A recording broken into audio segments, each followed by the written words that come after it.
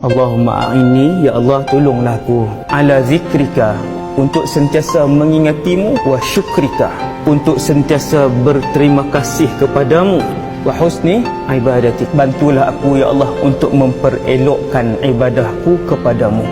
Doa ni Nabi ajar kepada Sayyidina Muaz. Kita jarang meminta, sedangkan Allah itu suka manusia yang paling banyak memohon kepada Allah.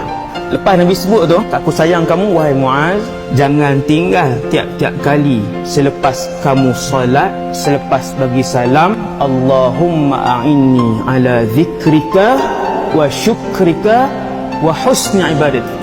Ibu ayah sekalian, manusia bila dia jadi orang yang paling mengingati Allah, orang yang paling berterima kasih kepada nikmat yang tak boleh dikira daripada Allah, dan orang yang paling baik ibadahnya, maka dia adalah manusia yang paling baik di sisi Allah SWT.